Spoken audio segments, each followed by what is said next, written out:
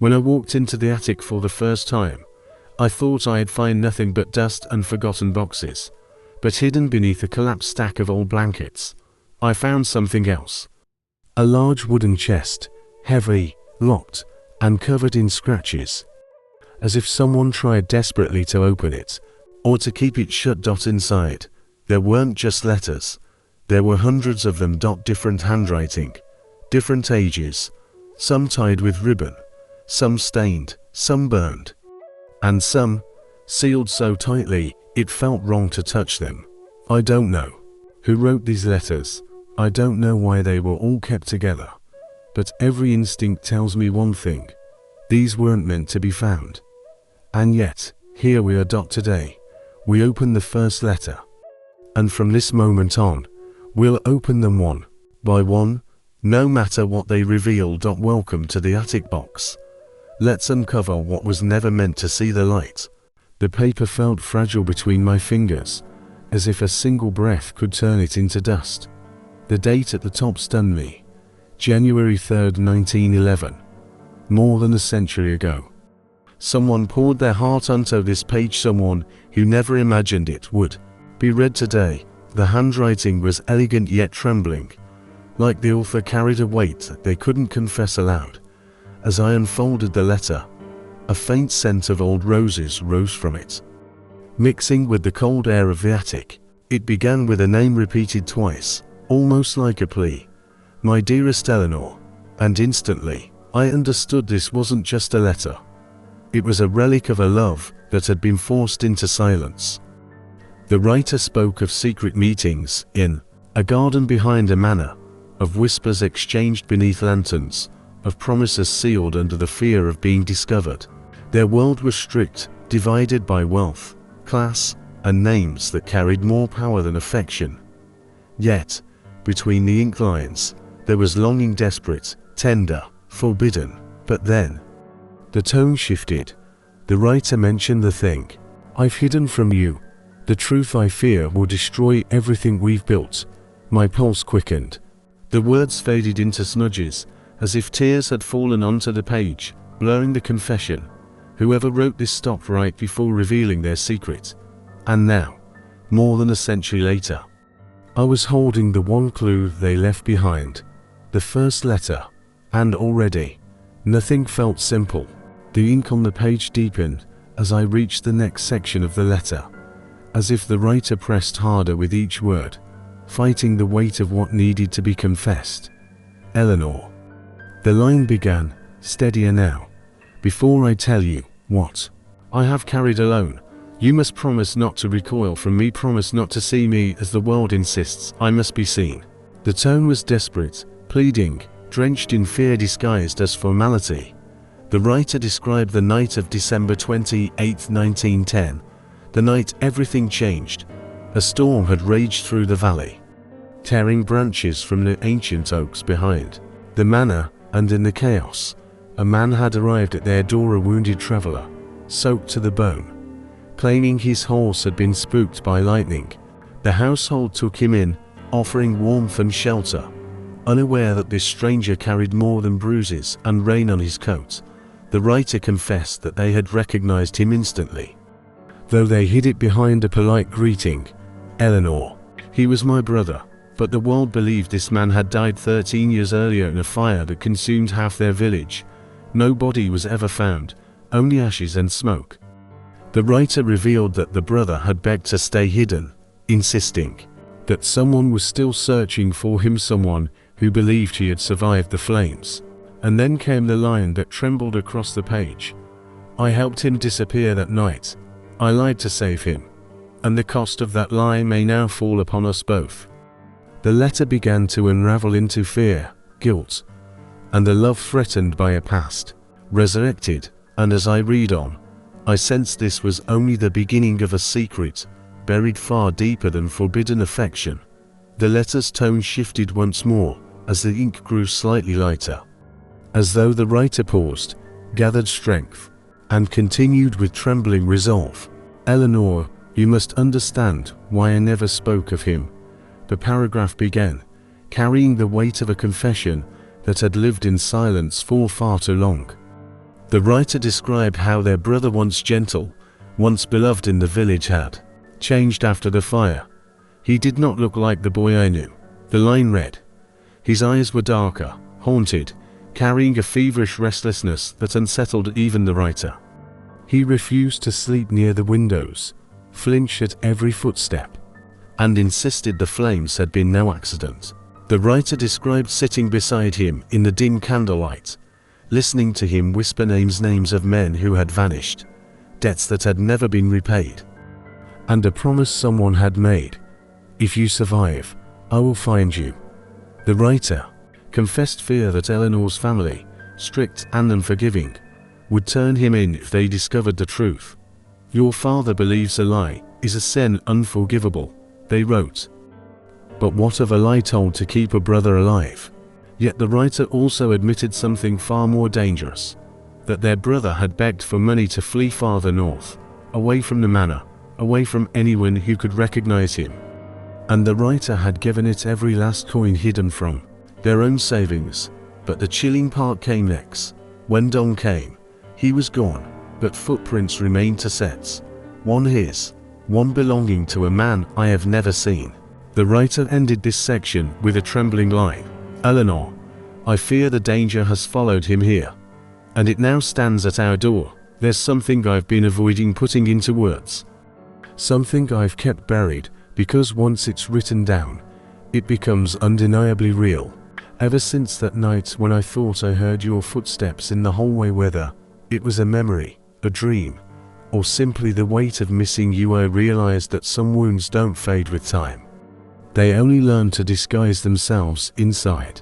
I keep wondering if you would believe how heavy the emptiness feels now, how it lingers in every corner of this house like your laughter was ripped from the walls, leaving behind silent holes no one else can see. Sometimes I wake up in the middle of the night convinced you're calling me, not with the voice I knew, but with a distant, strained whisper, almost like you're urging me not to forget something important. Maybe that's why I'm writing this, because it feels like this letter is the only thread still connecting us, a fragile attempt to keep what's left of you alive. Even though I fear the answers hiding behind all this silence may hurt more than the longing itself. There is a truth I have circled around for far too long, afraid that speaking it would invite a darkness I'm not ready to face. But as I write, the ink bleeds like confession. And perhaps that is exactly what this moment demands.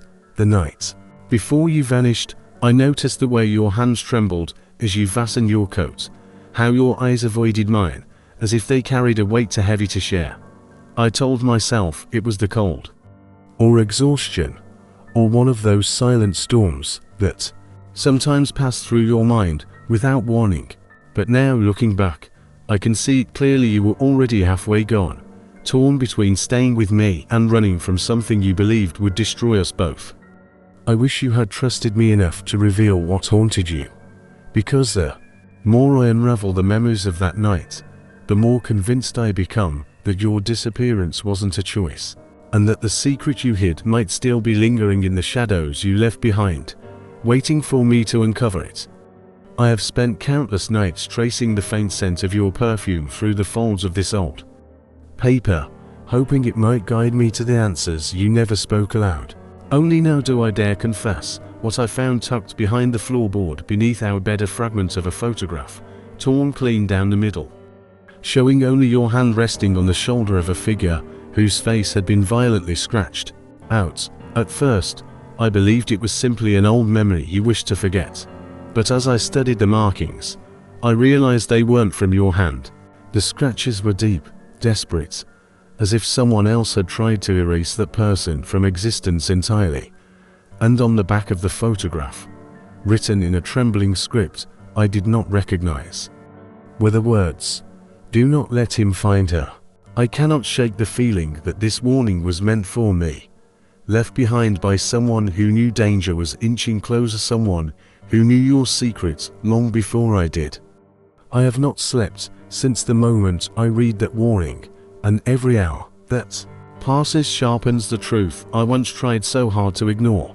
The more I search through this box of letters and keepsakes, the more pieces of you I find that do not fit the woman I thought I knew.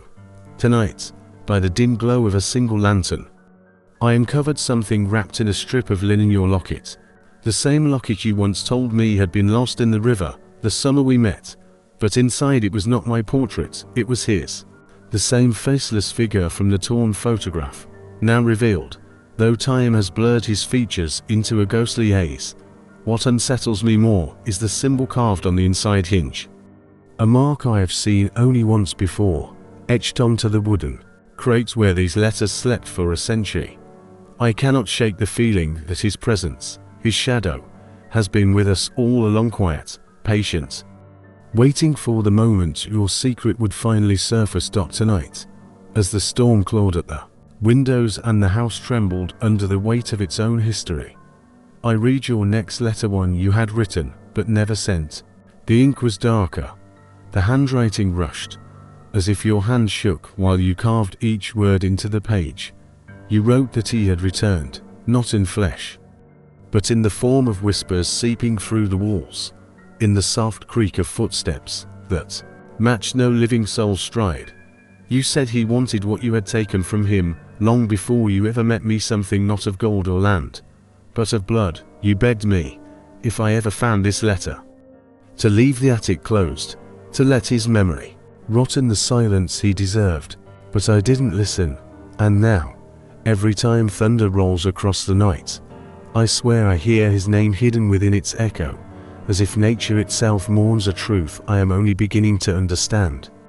I kept reading, even though every instinct in me begged to stop. The next letter was thinner than the rest, its edges brittle, its paper stained by something darker than age, fear. You confessed that the man in the locket was not a forgotten lover, nor a ghost of your past, but the brother you never spoke of, a brother bound to you not by affection, but by a pact sealed before either of you understood its cost. You wrote that his mind had shattered after he discovered the truth about your lineage, about the curse whispered through generations, the one you had sworn never to pass on. When he disappeared, the town declared him dead, but you knew he wandered somewhere between this world and the next, craving the one thing only you possessed, freedom from the darkness that chained him. You warned that, if the box were ever opened, his hunger would awaken with it. And as I reached the last line, a gust of cold air swept across the attic, as if someone else had begun to read over my shoulder. The last lines of the letter felt different, as if the writer's hand trembled, not from age, but from urgency. You wrote that the truth you had hidden for decades was never meant to be spoken. That love, your great, forbidden love, had not ended in tragedy by chance. It had been taken, stolen by a presence that lingered in the shadows of your old home long before you were born. You confessed that every secret you buried, every lie you told to protect the man you loved, only fed the darkness that stalked you both. And when he vanished that winter night, the town believed he ran away. But you knew better. You knew the house had claimed him, just as it claimed every heart that tried to escape its history.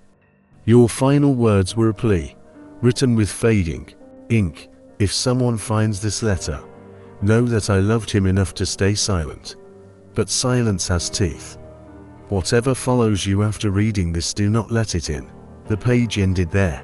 No signature, no date, only that, and as the ink settled into silence, I realized something chilling. The envelope the letter came from wasn't empty anymore. A faint outline like a fingerprint pressed from the inside appeared against the paper, as if someone or something had touched it recently. If you want to know whether that print belongs to the man who vanished, or to whatever took him, then don't leave this attic yet. Subscribe now, because the next letter in this box isn't just older, it's alive.